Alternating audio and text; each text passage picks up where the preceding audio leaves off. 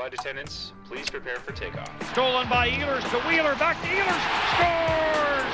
Kyle Connor has the Midas touch right now. And another outstanding stop by Connor Hellebuyck. Check the shoot, score! Oh, what a slick move by Mark Scheifele. Ground Control, the official podcast of the Winnipeg Jets, hosted by Jets TV. Welcome to episode 103 of Ground Control here, the official podcast of the Winnipeg Jets, joined by Jets TV's Mitchell Clinton and 680 CJOB's Paul Edmonds. Guys, another week of Winnipeg Jets hockey is upon us, and before we get to the week ahead, let's talk about the week that was. The Winnipeg Jets, since the last episode of this podcast, played 3 games, 2 of which were out east, 1 in Ottawa and 1 in Toronto. Jets getting the win in both. And then obviously finishing off the week against the Edmonton Oilers here at Bell MTS Place, falling by a final score of 3-0. Paul, obviously 2 good and 1 bad. So what do you make of the loss against Edmonton and then just those 2 wins out east? Well, Tyler, I'll back it up for a minute too. And I mean, listen, this has been a week, maybe pushed a little bit more to a week and a half or so, where the Jets have played without their captain. And over that time, there was 6 games played, including the loss that you mentioned, 3-0 to Edmonton. And they went 4-2 over that stretch. So overall, it's been a pretty good week for the Jets, considering that you're playing without one of your top 6 forwards. And you go on the road where seemingly you've been for the last 6 weeks. And I think at one point you played 17 of 22 on the road. And here you came away with 11 victories in that time, and I think points in 13 or 14 of those.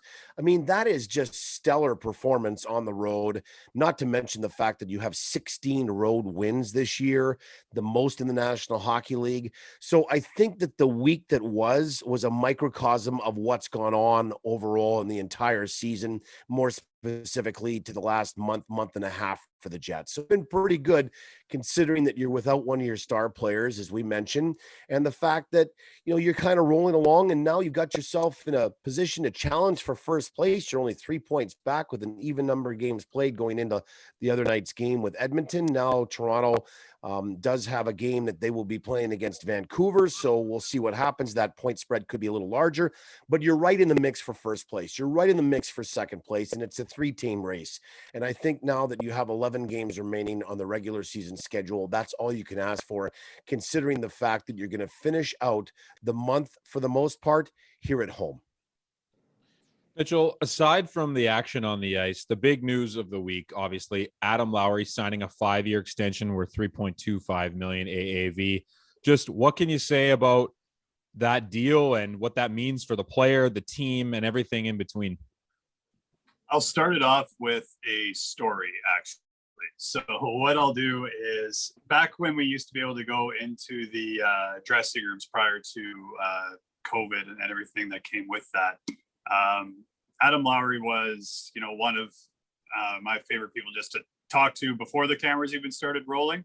But it would also be fun just every time that you would go up to him. And it almost became routine, but I still found it funny every single time he did it because he found ways to mix it up. You'd go to his stall and, you know, you'd exchange pleasantries, if you will. And then I would ask, like, do you have a few minutes to chat? And he would always sit back in his stall and give you a little grin and just say, so you've come for some wisdom, have you?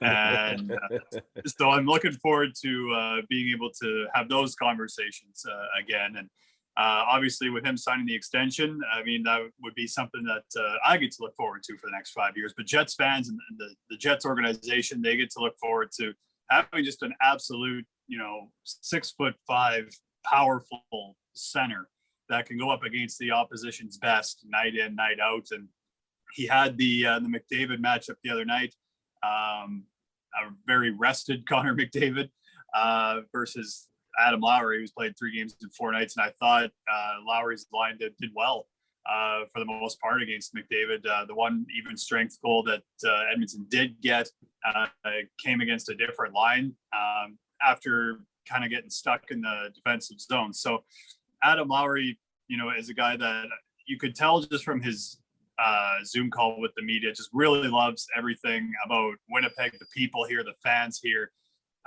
everybody that he's kind of met. And then also there's that group of, I guess you could call them the Winnipeg Jets core that is signed for a number of seasons still to go. I mean, you're talking Captain Blake Wheeler, who Paul just talked about. Mark Scheifele's signed for a few more seasons. Josh Morrissey, Nikolaj Ehlers, Kyle Connor.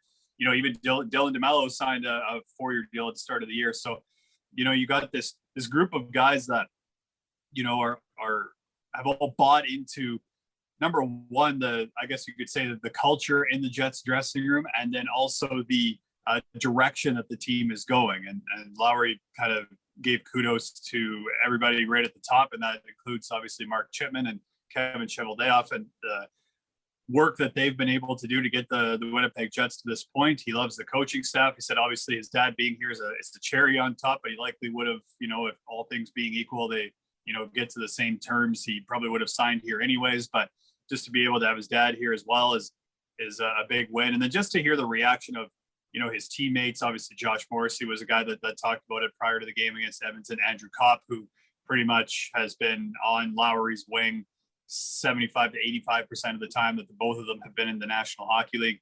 I think it's just a massive win, if you will, for the Winnipeg Jets to be able to get his name on a contract for another 5 years. Yeah, also a massive win for Jets fans. He was very complimentary of Winnipeg, the city, the province, and definitely couldn't be happier to have him sticking around for the next 5 years at least. And before we shift topics, here is Adam Lowry following that contract signing. Just a few notes from his media availability. Thank you, Gregor. Afternoon, Adam. Why was it important to you to commit rather than check out the first chance at unrestricted free agency? You know what? I think it's such a good fit playing in Winnipeg. Being a part of this organization for so long, starting here, being drafted here, it's one of those things that if you have the opportunity to kind of, play out your whole career with one organization, I think you want to jump at that opportunity. Obviously, the first chance to go to unrestricted free agency, sometimes it can be enticing, but knowing the coaching staff here, knowing what the organization is like, it's such a hard opportunity to pass up, being able to sign this extension. I think, I know my role in this organization. I love my teammates. I love playing for this team. So I'm thrilled I got it done. Hey, Adam, congratulations. You kind of alluded to it with Kenny's question, but I mean, what are the boxes that get checked by this organization for you personally that makes you don't need a wandering eye to look somewhere else?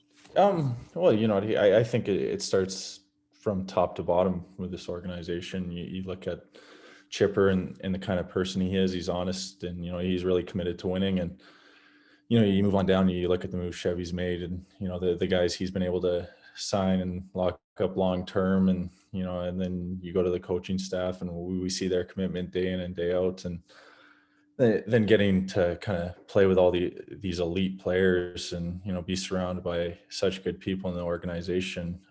That's important. I look at the makeup of our team. I really believe we have a great chance to win, and, we're given every opportunity through the management, through the ownership. They treat us unbelievably well here. We're very fortunate in that sense. And playing in Winnipeg, we have such a good fan base. The people here are awesome. There's so many things that go into wanting to stay, and I'm very fortunate and very, very pleased that we were able to work on a deal that works. And I look forward to these next 5 years. Thanks, Gregor. Adam, congratulations. Congratulations. In terms of the question, at the beginning of the year, you said that, hey, you're hopefully not too grizzled yet, but I guess over the course of a 5-year extension, you're going to become grizzled, maybe be a graybeard. How do you hope that we remember this deal when the 5 years are up and we get to look back and talk about it? Yeah, well, I hope it's one that, we will look at it from year 1 through 5, and I stay consistent. I kind of stay the same player, and I'm having a positive impact, in the community, on the ice, off the ice, and things like that. As you get older, there's going to be different factors that they affect how you play, but it's about adapting to those things. It's about finding new ways to maintain that edge, whether that's physically, mentally, and continue to be kind of an integral player and an important player for this team. I know my role is not necessarily to, score goals, but, if I can contribute at that end of the rink while, still playing solid defensively, contributing on the penalty kill and, can do that and continue to get better. I think there's still areas of my game that I can improve. I know you look at different age groups and you kind of say guys peak at 25, 26, 27, depending on, kind of what models you look at.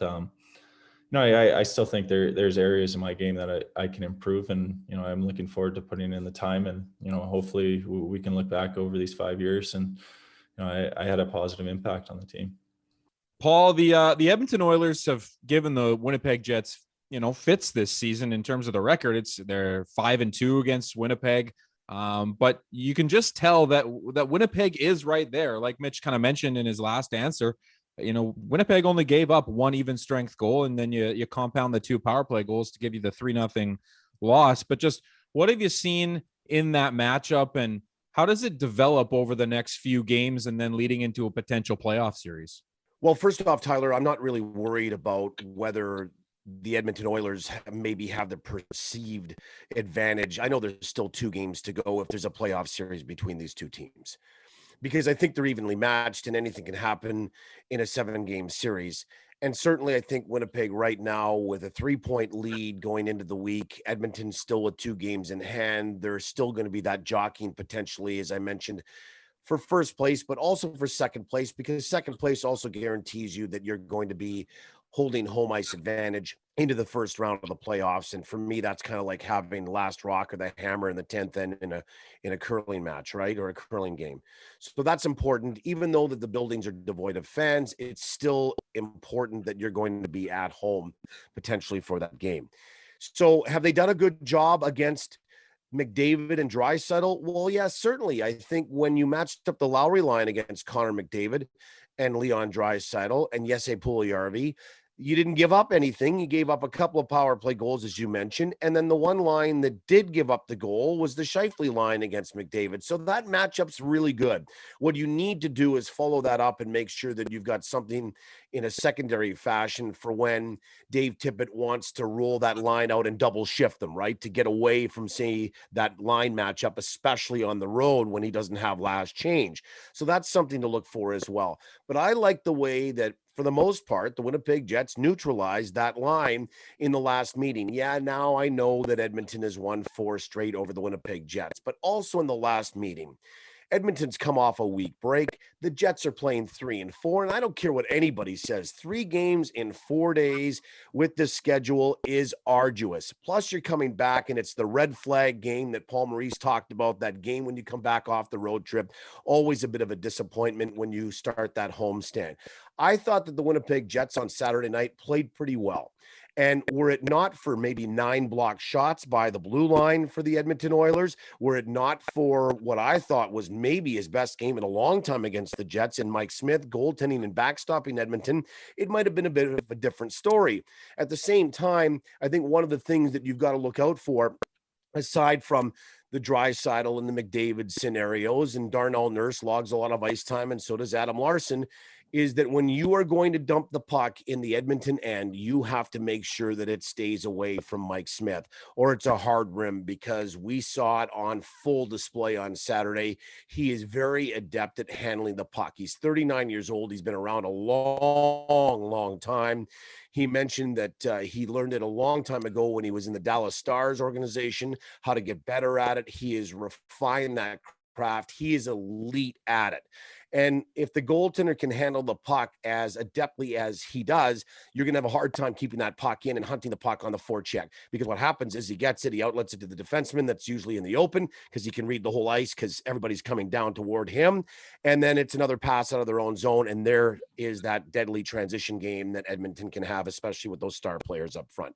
So from my standpoint, I think the Winnipeg Jets match up rather nicely against the Edmonton Oilers. It's been swayed a little bit of late, and they're not going to win the postseason series against the Oil this year, but it makes for an interesting playoff matchup. And I'm not worried about the Winnipeg Jets if it does happen that way for the Jets and Oilers somewhere in the middle to third week in May, that they are against each other in the first round, that the Winnipeg Jets won't be involved in that series. In fact, I would tell you that the Winnipeg Jets have as good a chance at winning that series as the Edmonton Oilers. Let's see what happens in the next two games, guys, between these two teams, when I do believe that the Jets will have a better acquittal of themselves. They'll be rested, they'll be at home, and it will be Edmonton that will be traversing around a little bit more and having to airdrop themselves in here. I'll see a little bit more about where my opinions lie on who might have the upper hand after the next two games, regardless of what's happening in the season series overall. Stay tuned. Nikolaj Ehlers, Mitch, obviously a big week for him. Hit a couple of milestones. He had the 2-goal effort in Toronto.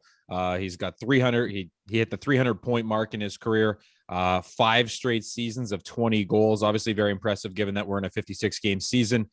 Just a note on Nikolaj Ehlers. You wrote a really great piece on him on Thursday on winnipegjets.com. You can go check that out over there. Maybe just detail us what kind of week he had. Yeah, I mean, I remember I woke up the morning of the off day, kind of between the game against the Maple Leafs and against the Oilers, and thought, it's an off day. Maybe I'll be able to put together some content. And I'd been kind of thinking about doing a piece on Nikolaj Ehlers for a bit. And, so I wrote the story and got it up on the site, as you mentioned, and thinking, yeah, that'll probably be it for the content today.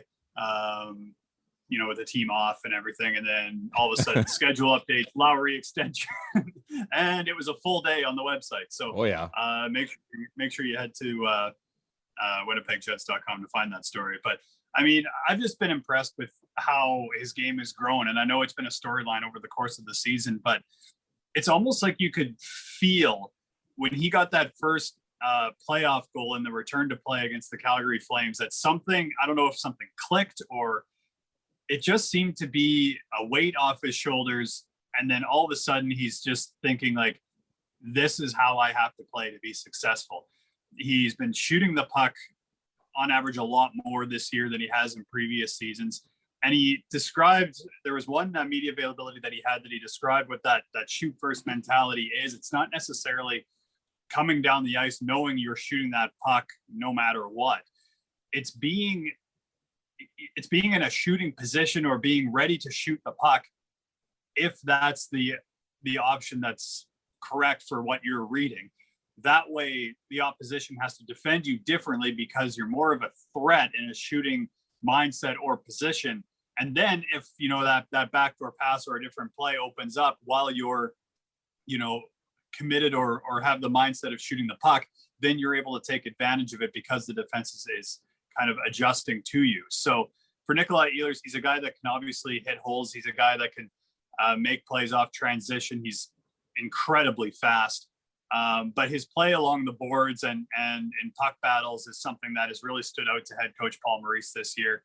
And even to his teammates. I mean, Mark Scheifele spoke about it after after Ehlers hit the 300-point mark, becoming the fourth Danish NHLer to do so. Just that was one of the first things that came out was winning battles, puck battles along the boards. And that's important for if you're a winger in the National Hockey League. I mean, especially in your defensive zone, that puck comes to, 95% of the time you have a defenseman that's going to be barreling down on you trying to hold the zone. And you have to be able to not only make a play, but make the right one to either get the puck out or get it into that puck support area that the Jets like to talk about. So I just think that's something that Nikolaj Ehlers has done so well. I mean, we could talk about his offensive game all day because that's his calling card. I mean, he had 2 years in the QMJHL with over 100 points. And Paul Maurice kind of mentioned the first time that he saw him on video, the 2.5 minute shifts he would take in the QMJHL. That's kind of come down to about 45 to 49 seconds per shift in the National Hockey League this year. And Nikolaj Ehlers has been incredibly effective, whether it's at even strength or the power play. So I just think he's having just an absolutely phenomenal year. His 5-game point streak came to an end with the shutout loss to the Oilers, obviously. But I mean, all we've seen this year is a guy that's going to be able to pick right back up where he left off in Winnipeg's next outing. Speaking of short shifts, we have a quick interview here with Jordie Benn, our guest here on Ground Control, the official podcast of the Winnipeg Jets. Obviously, he's the man that the Winnipeg Jets acquired at the trade deadline. Chatted with him really quickly on Friday. As Mitch said, it was a busy day. He came over to our office space to do his quick green screen shoot for the scoreboard in the arena. And then our PR director, Scott Brown, was like, "Oh, do you mind doing a podcast interview with Tyler?" And I had asked, but I didn't get any confirmation. So I apologize if this interview is not as in-depth as the ones I've done before. And I was not prepared. So I threw a cell phone down on the table, hit record, and we chatted for about 5 minutes. So enjoy the interview with what it has. This is Nikolaj Ehlers. You're listening to Ground Control, the official podcast of the Winnipeg Jets. Joined here by Jordie Benn on Ground Control, the official podcast of the Winnipeg Jets. Jordie, welcome to Winnipeg, first of all. Yeah, thank you. Thank you for having me. Have you ever been here before outside of your hockey travelings? I came here once in the summer for Cody Eakin's little wedding bash, but that is about it. Where was the wedding? I honestly have no idea where where in Winnipeg we were. I have no idea. It was some hotel around here. I don't know. That's awesome.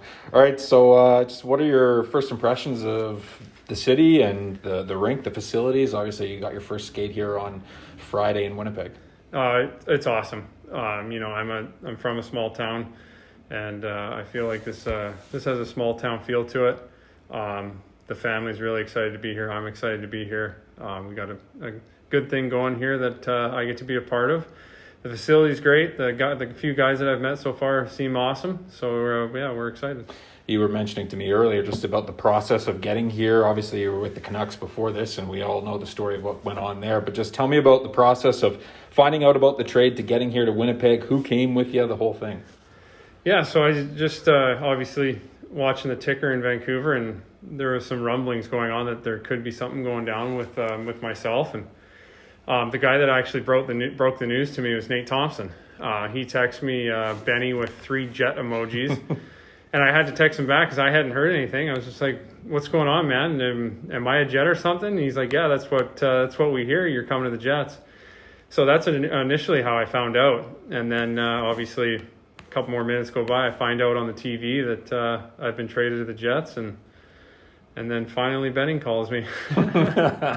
So you find out you're traded, and then the process starts of how you're going to get here to Winnipeg. You thought you're going to have to be on a plane right away, but because of your quarantine situation in Vancouver, you were stuck at home for a little bit longer. But it actually kind of worked out. Just maybe fill the fans in on just how that whole process worked. Yeah, so I thought originally I thought I was going to have to leave that night or the next day. And with everything going on in Vancouver, everybody was quarantined till Wednesday. And so I had a couple extra days. I had Tuesday, Wednesday, and then we were going to leave Thursday. So we had 2 full days to pack up the house. And it actually worked out quite well because my fiance, Jess, and our daughter, Billy, and our 2 dogs had some time to get everything packed up, get settled, and jump on a jet and fly to Winnipeg. What were the dogs like on the plane? They're great travelers, actually. That's good. Yeah, we brought them on the plane with us, and the little one passes out right away, and the big one just kind of sits there, sleeps a little bit, but they're actually really good on a plane. I guess, just with the way this season has worked out in terms of, quarantining and not being able to really go and do normal stuff, how important was it that your family was able to come with you and the dogs? Yeah, it was huge. When we first found out that I was traded, we contemplated and talked about maybe just sending Jess and the dogs and Billy back to Dallas so they could just get back home and get settled, and I would come here by myself. But with where we're with how good the team is here, and we could do something special, is that I didn't want to be away from my family for that long. So with this extra couple days, we decided, why wouldn't you come? We got Cody Eakin actually set me up with a house here, put me in contact with a guy, and it just worked out. It was such a smooth transition. The family's all settled, and we're excited to be here. You mentioned being able to do something special. I guess maybe just what are your thoughts on the team as a whole? Obviously, Vancouver didn't have a whole heck of a lot of success in Vancouver against Winnipeg, but just what do you think of the team that you're joining? Yeah, I mean, obviously playing against them, they got a solid team all the way through, from the goaltenders to the forwards. So, Winnipeg was always really tough to play against. It's just nice to be on Winnipeg's side now. You talked to Paul this morning just about what your usage might be, what the plan is for you. Just how did those conversations go with what you can share? Yeah, conversations have been great. It's been brief, but it was nice to get into his office and sit down and chat with him for a bit. I've had some time off with everything going on in Vancouver. I just need to get the lungs and get the legs back together, and it's going to be a couple days. You can't just get thrown right into a fire and be expected to play well. So, I need a couple days to skate and get to know the boys and get ready to go. Jordie, thanks so much for the time, man. Really appreciate it. Yeah, no worries. Thank you. Shop where the players shop. Jets Gear and TrueNorthShop.com are your authentic team stores. Make sure to stock up on all your favorite Winnipeg Jets and Manitoba Moose merchandise today. Visit one of the 5 Jets Gear locations or shop online at TrueNorthShop.com. All right, before we move into the second half of this podcast, I just want to take a quick note to thank our healthcare heroes this week. That's the Northern Health Public Health Program. And so the healthcare professionals working within the Northern Health Region's public health team have had a lot of ground to cover during the COVID-19 pandemic. The team, made up of professionals from a variety of backgrounds and many different communities, have been responsible for meeting the needs of 16 different communities and numerous First Nations communities located across the health region's vast geographic area, which, by the way, is the province's largest. So the fight definitely isn't over, but we thank you for all that you have done and continue to do.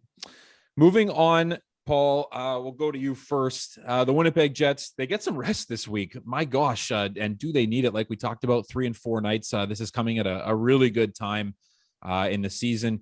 Looks like we're probably going to see Blake Wheeler back in the lineup on Thursday against Toronto. Just what do you think the rest can do for this hockey club? And then moving into the games this week against the Leafs. Well, Tyler, there's about 3 or 4 things that I think are going to come from this week. Number one, there's going to be a reintroduction to Winnipeg. And what I mean by that is the players that have significant others and families are going to be home to do some of those, husband and dad things, right? And that's really important to feel like you're grounded again and you have that foundation, and to make sure that you're there for the support of your family. The guys that don't certainly have some routine in town, and that's part of just playing in a place where you've been for the entire season or for multiple seasons. So I know that they can't go out a lot, but maybe there's a favorite restaurant they'd like to order in from. So that gets you grounded. That gets you feeling like you're back at home. Number 2, as you mentioned, is going to be the rest and the recovery time. The Jets need it. They're going to get some significant time, a 4-day break. They haven't had that for many, many weeks. I think the last time that they had a decent break was 3 days, and that was before everything started in the wacky month of March. So it's been since February since you've had any long break. And then from there, you're going to have some days where you're going to get some significant practice time involved. And it's not going to be that you're skating the guys for 90 minutes or an hour and a half or whatever it is, but it's going to be the opportunity to not feel rushed about working on some things in your game, the fine-tuning elements, the detail elements of your game. So those are the things that I think are going to be important. And then from all of that, number 4 is going to be that you should put yourself in a pretty good spot with all of that into that final push going forward for the final 11 games that you have on the regular season schedule, 8 of which will be at home and then 3 more on the road. So I think if you're looking at this from the big picture standpoint, this is very beneficial at this time for the Jets, especially with Toronto coming in here. They've got a 2-game set. You've got Edmonton still to come in here, and you're battling with those 2 teams for first and second overall in the Scotia NHL's North Division. So it's reintroduction, it's rest, it's recovery, and then it's certainly being able to get back on the ice and get down to some of that detail work in practice, and then put it all together. And then hopefully over the course of the last 3 weeks, you can make that push to get to where you want to get to, which I would presume, and although it's not been acknowledged by the Jets, would be first place overall in their division. Mitch, the last topic we'll talk about it is Nate Thompson. On Saturday night, he had a career milestone, game number 800. That came against the Edmonton Oilers. Obviously, a fantastic accomplishment. He's got 2 goals, 3 assists on the year. and it's really been a mainstay on that fourth line ever since he came back from injury that he suffered early on in the season.